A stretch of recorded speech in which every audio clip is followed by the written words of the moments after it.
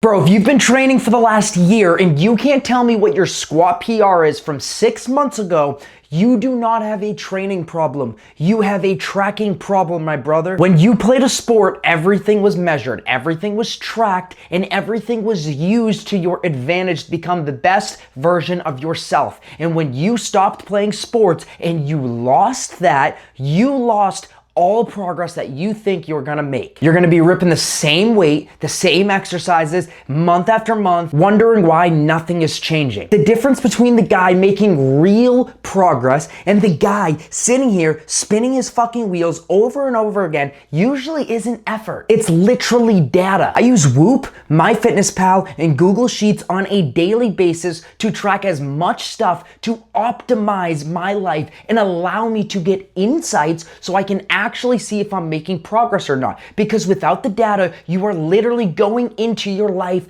blind. And don't get me wrong, if you want to do that, go ahead, but you're not going to make real progress. We're going to cover those 3 things today: how I use them, why I use them, and how you should be using them too. This video is for the former athlete who's putting in the work but is not seeing the progress they want and just can't figure out why the needle isn't moving. In most cases, it's that you're training completely blind. You are not using data to your advantage like you used to. The first thing that I use is going to be my Whoop. And the first thing I want to say off the bat is take everything that you use to track with a grain of salt, especially a wearable, because unless it's inside you, which it shouldn't be, it is not going to be 100% accurate. So I use this to track data at a baseline level, and I'm going to take it with a grain of salt every single time. For instance, if my recovery level is 40%, that doesn't mean I'm not going to train. Sure, if it's at 5% or 1%, yeah, I'm going to take that into account. And I also will feel that, so I will take it into extra account.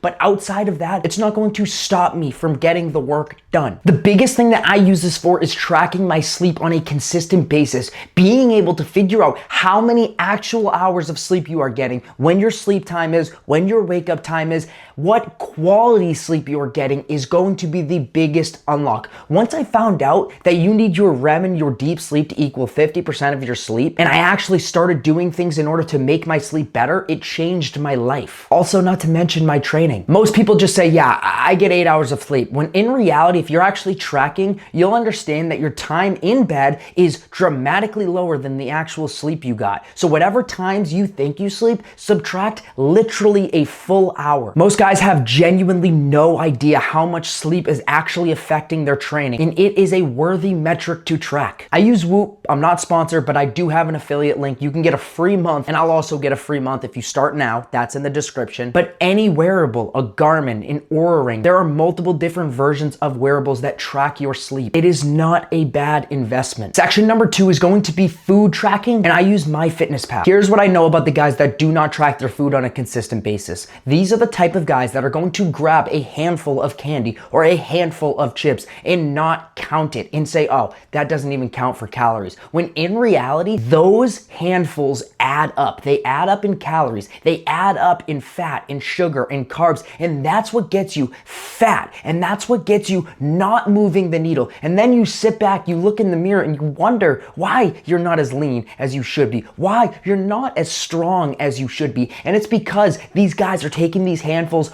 over and over and over again, and they are not being intuitive about what they're eating. This is also going to add some form of accountability, even though people track and they still go back on what they're doing, so it's not the ultimate level of accountability. It's still going to allow you to say, hey, I'm actually tracking this. There's no point in lying, because if I'm lying, I'm just lying to myself and I'm gonna be losing progress. The whole game with nutrition isn't a perfect plan. It's literally just figuring out where your baseline is, and from there, making long-term habits that are actually gonna move the needle. Not let me eat perfect for 2 days and then binge for the rest of the week. No.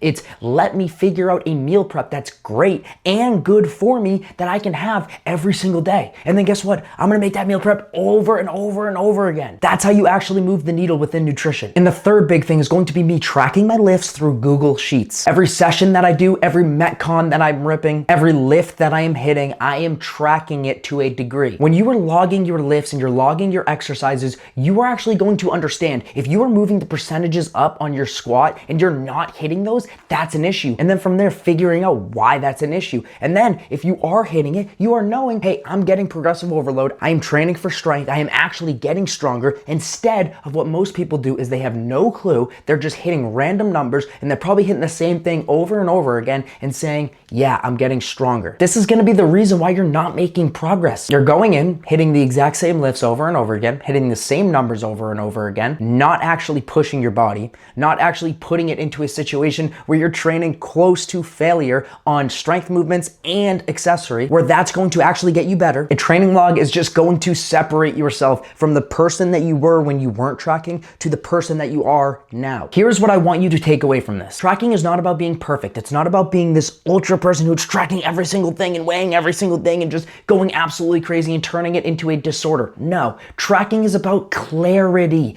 Tracking is about allowing yourself to understand that there is data that I am getting by doing all the things I'm doing. And if I want to actually move the needle, I want to actually make progress, then that comes down to me seeing the data, intaking the data, and making changes based on the data. Because if you're really trying to move the needle, you're really trying to be strong, athletic, capable, the 1%, it is not going to come with just winging your diet, winging your sleep, winging your training. The guys that actually want to move the needle, they actually want to be the 1%. They are tracking their lifts. They are tracking their nutrition. They are tracking their sleep, their recovery. They are using these feedback loops to actually get data and implement that data into their lives so they can train harder, they can recover harder, and they can just overall have a better quality of life. MyFitnessPal and Google Sheets are completely free. Whoop, like any other wearable, there's either a subscription or a base fee, but it is well worth the investment. You can't fix what you can't see. And look, when I coach people, this is one of the first